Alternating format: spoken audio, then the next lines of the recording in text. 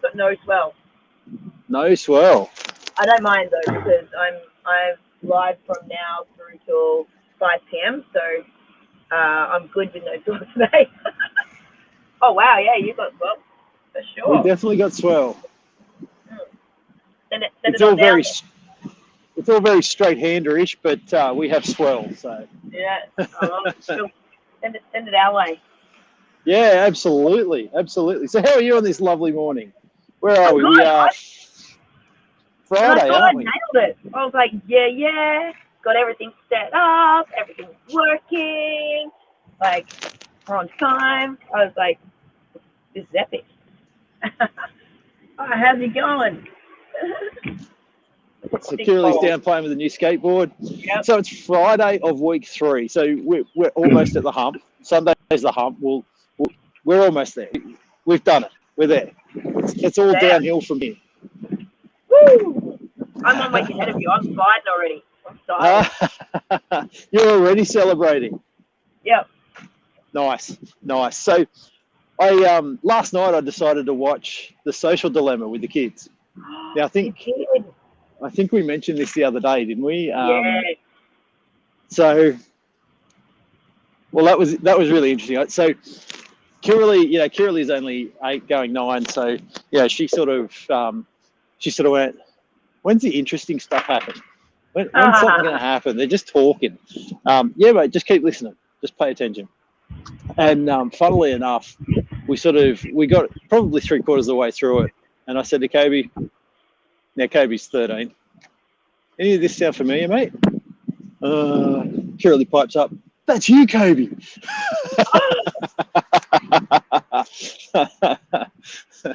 Oh wow. So while it didn't necessarily make a lot of sense to her, she was certainly feeling the vibe of the show. So I guess for everyone that hasn't seen The Social Dilemma or hasn't doesn't know anything about it, The Social Dilemma is a whole bunch of top level execs that have built things like Facebook and Twitter and all of that, talking about the dilemma of what they've created. And all of these people have been intimately involved in the development of it and how it gets to where it is and monetization of things and all of that stuff. And the side of things. Like, yeah, how do they pull the levers of addiction and even the chemicals? When we're looking like the habit stacks, like what certain colors do. Yeah. Like right down into the biochemistry of like what happens when your brain sees this or the pattern recognition and certain sounds. But not only that, but it's testing you to see what's going to work for you. Sorry, I've just got to get a little human out of the skate bowl. So it's it's testing, little changes in color and everything else on you, and that's why your Facebook might look different to everybody else's. Because what they're doing is they're testing to see what keeps you more engaged and what you're more likely to engage with. So that's we should be certainly pretty scared about that sort of stuff. But I guess the reason that I wanted to bring it up is, we talked about having self-awareness, and this is what I said to Kobe last night about, okay, now that you know this information, how do you use it? And it's all down to self-awareness. It's about understanding that, okay, on the other side of this screen that I'm staring at right now, as they describe in the movie, there's a supercomputer that is trying to hold your attention. So it's not just one person, it's not just your brain power, but it's a supercomputer trying to hold your attention. And so, for a teenager, what they need to understand is that, the phone is the enemy. Yeah. Well, like we were talking about the other day, you are the product, right? It's all right. Jump down there. I want to get it. Okay. I'll help you out again. Sorry. But it's like that's when you're the product, and that is scary. So I had the situation I was one-on-one coaching one of my clients, team members, earlier this week, marketing manager, and just talking about I was talking about my Remarkable, And he was like, oh, that'd be super handy. And then he sends me a message like 20 minutes after our session going, sweet serendipity. And it's a screenshot of his Facebook with an ad for Remarkable. And I'm like, oh no, honey, that is not sweet serendipity. And he's the That is marketing manager. ass phone, like following, like listening to you, and he's like, yes, it's quite remarkable. Yep. And so the Remarkable is actually a really good example of, the reason that I actually got it was because that's what it does. It doesn't do anything else. All it does is allows me to take notes. It's a piece of paper. Now, it's a bloody expensive piece of paper, I will admit that. And, it only replaces a notepad and all of that sort of stuff. But that's why I got it, was because I wanted to replace my notepads that I kept losing. Yeah, you don't lose this one. I wanted to replace my notepads so that I wasn't just using. Well, I wasn't using paper all the time. When I used to travel, I thought my iPad was going to do the job because I'd go through notepads too quickly, and getting the notes from the notepad into something usable, because 4K, I'm sure you're getting photos of my chicken scratching. I actually write so much nicer on the Remarkable because of the calligraphy pen. Oh, interesting. And I just like writing again, because I used calligraphy pen when that's how old I am, when I was learning to write cursive, like all through probably from year 5 to year, I'd say I was probably still using it a bit all the way through high school, but I used it, nothing else, up until year 9. I used just the calligraphy pen, just the fountain pen. And it makes a big difference. But a lot of people don't actually, this guy's a marketer, like he kind of got the concept of like their ads to listen to you, but it hadn't really, like, when people go deep on this certain thing, like he hadn't really integrated, and he does a lot of online marketing, but hadn't really integrated the creaky learning, the creaky listening. It hadn't been so obvious. It's only when it's something unique that targets you. Like when it's something you always look at and you're already programmed to see it, then you don't realize it. It's only when it's something brand new or out of the ordinary that you're kind of like, oh, holy shit.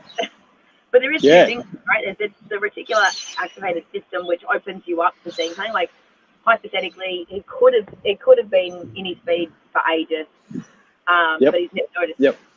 And that's an important thing to keep in mind with all of that stuff too, is that you could very well have hovered over that ad, because it was targeted at you because you're the avatar for it, and therefore now you are seeing it, and that's paying attention to all these things.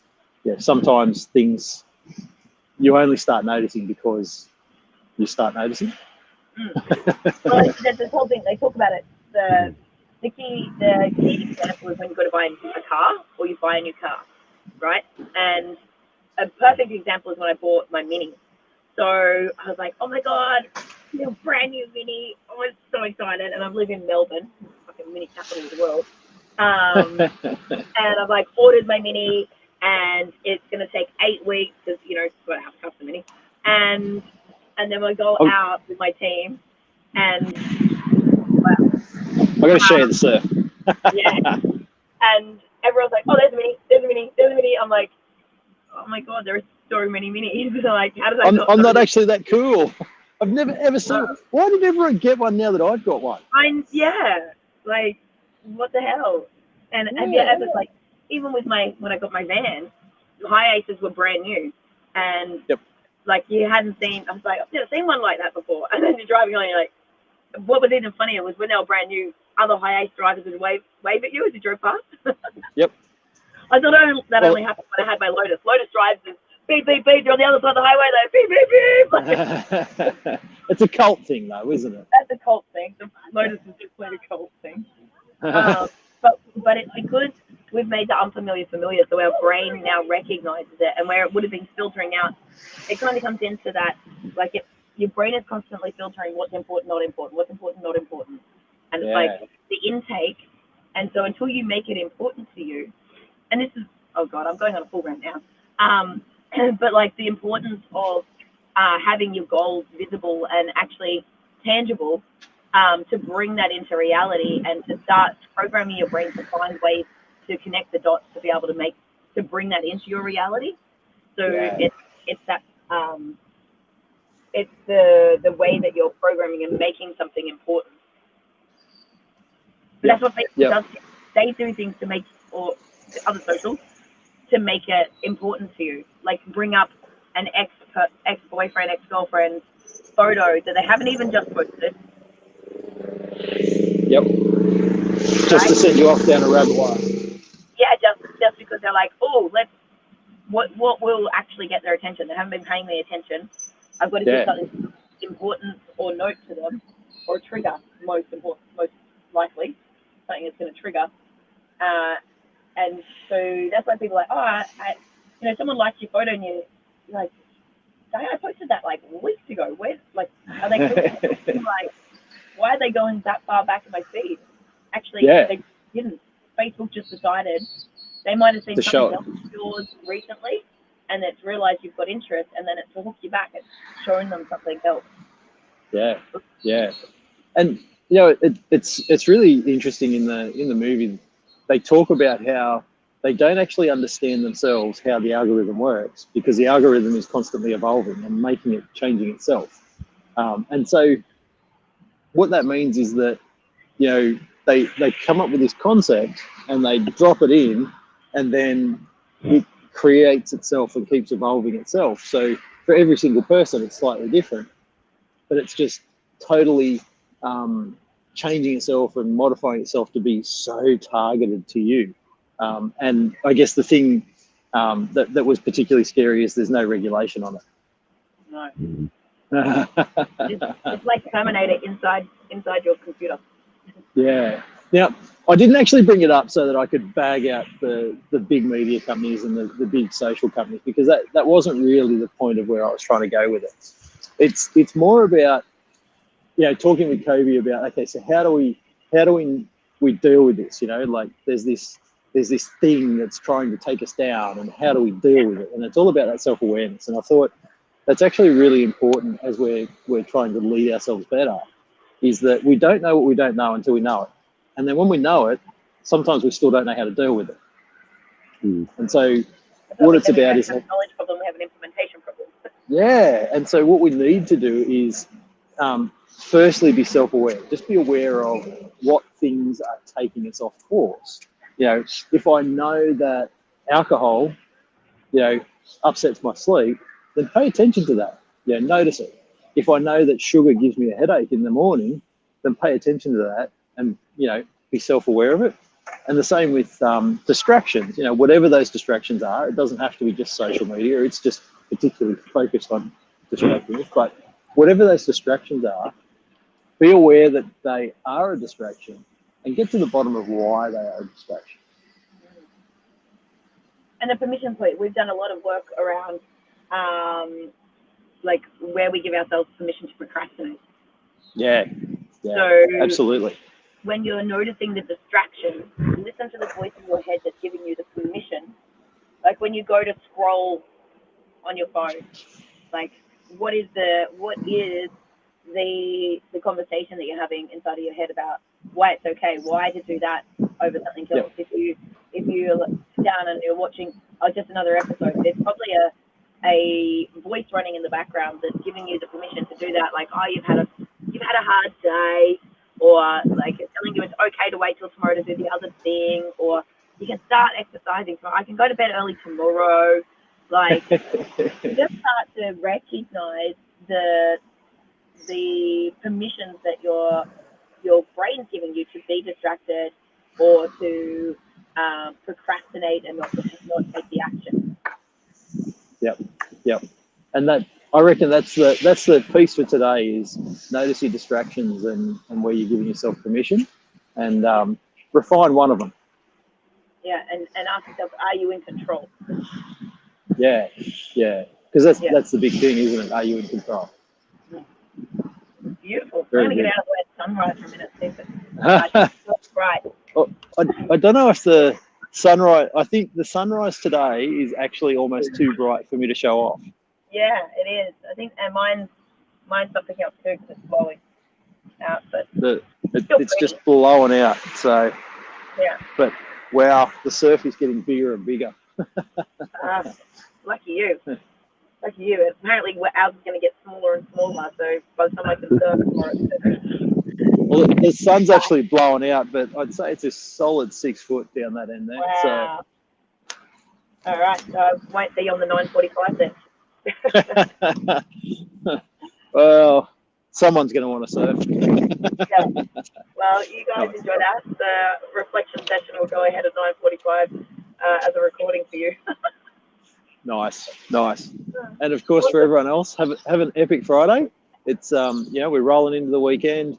Again, prep yourself for the weekend so that you're set. Have a bit of a plan on what you're going to do instead of the normal habitual things. But most important, have an amazing day today. Awesome. Thanks, Kyle. Bye, everyone.